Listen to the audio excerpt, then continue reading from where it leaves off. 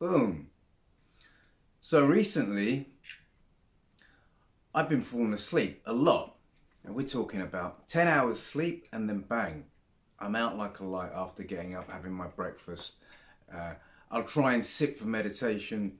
And unfortunately, I've been just passing out, right? So there's nothing I've been able to do about it. Now, my meditation is like my bread and butter. It's my legs. Without it, I am hopeless, right? So I've been dependent upon this. This is like my my food, my air, and so I haven't been able to do it. So I went into a mini bout of depression, and so I've had to adjust to this. I don't know what happened, but what happened is beyond me, and I tried to get some feedback from the doctor. Nothing. So coming out of depression, or what was almost about a depression, I get myself active. So I'm very familiar with the way that my mind works now. So I have to keep myself on the active side of being inactive. Being inactive for me is poison.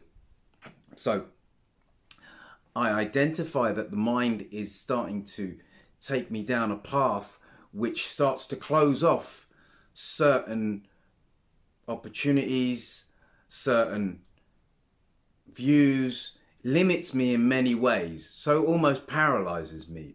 So when I identify this, I start to take some sort of action, whether it be going out for a run, finding a new technique, a new ritual. One thing I started to do was ice baths. So the idea with the ice bath is to get into something that commands your full concentration, gives you the opportunity to come out of the mind. And so depression is a funny thing, really. It can be triggered by maybe a number of challenging events, or the weather can take you down, right? The weather can just take you down. It can have that effect on you. You're limited for the number of people that you can talk to, and you're limited for the you're limited with what you can go out and do.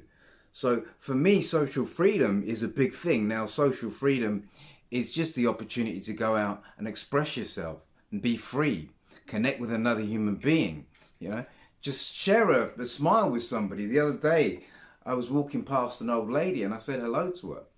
And she stopped and she looked surprised that I'd spoken to her. And then she started speaking to me. Just so happens that she was 90 years of age, right? She told me she was very lonely at home. She spent a lot of her time at home. Being 90, I can only guess that her partner had passed away. She had kids, she had grandkids, and she said that she didn't see many of them. Most of her grandkids were in France. Her son lived around the corner, but I got the impression that she didn't really see him. So we had a conversation, she just expressed how she was grateful that I'd actually spoken to her and said hello, took the time out to just, to have a conversation with her. And it made her day. And do you know what? It made my day too. It lifted me, it lifted my spirit, just speaking to her, knowing that, I was able to connect with somebody and make a difference.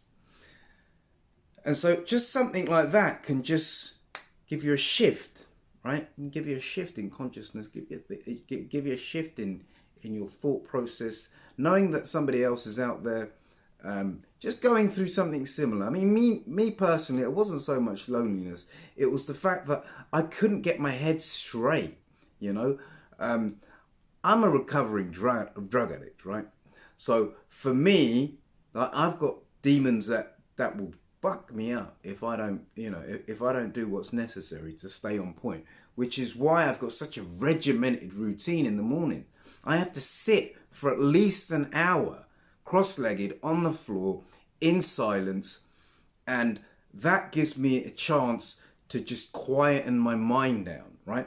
So when I do that, I get into a state I think they call it theta, a theta state where, you know, I've neutralized the thinking mind, and at that point I can then take on my day. I don't have 1,000,001 thoughts going through my head. I can sit down and I can focus. Whereas if I don't meditate, shit's on. You know, I'm just fucked in many different ways. So it's a gift that I know how to deal with my mind. But at the same time, if it's not dealt with, then I can't really, you know, I struggle to cope. I'm going to be honest, you know, which is why I push myself so hard, whether it be through regular exercise, or meditation, or helping others. That's, you know, that's another gift. If you can help somebody else, the things that you know, the way that you can benefit through just helping another human being is amazing. So, what did I do? I've taken on some social freedom challenges. Social freedom for me is just another way to get beyond the ego, get beyond the busy mind, the chitter chatter of the mind. Because when you go out and do something that challenges the norm, something that puts you in your discomfort zone, for me personally, I can come straight into the body and I can hack the mind, right? Because it's not, you know, it's not deemed as a normal thing to go out, put yourself in amongst hundreds of people and just start talking, you know, at the top of your voice, right? People think you're crazy, yeah? And that's where the mechanism of social freedom comes in, because you detach yourself from the opinions of others, and you can actually become quite present, yeah? So these things, they engage the mind in such a way, release endorphins, elevate your state, and it's a physical transformation almost.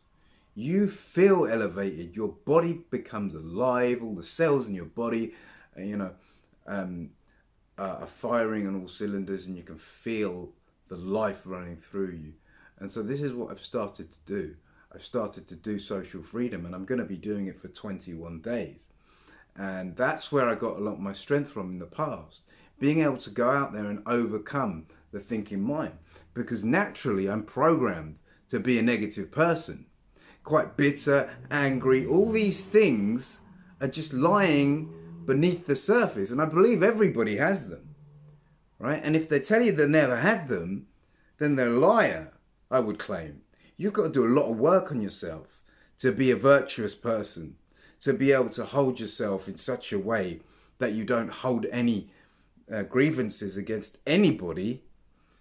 And for me, you know, I've learnt about that. And, you know, best part of the day, best part of the week, I don't hold anything against anybody, right? But I know it's there.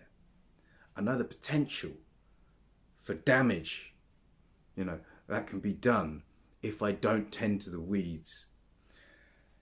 And so, you know, I've had to adjust, you know. I've not got much done during this period, I'm going to be honest. And there's a lot of limiting beliefs and thoughts that are surrounding me at this present time. But I'm aware of them, right? I'm aware of them, and I've got the tools to come out of this. My health is still is still in a place where I'm not entirely sure what's going on, but I'm convinced that I'm going to recover through the power of my mind. You know, I've had my bloods taken, I've adjusted my diet, and I believe that I can actually overcome this with the power of my mind, and I intend to do that. I really intend to do that. I'm not going to obsess over what it could be, because I believe that's going to probably exhaust me even more. I'm just going to push through it, and maybe, you know, if it comes to it, then I'll review things again medically. But at the moment, I'm just going to push through it, and I believe I will overcome with exercise, social freedom, and reaching out to others.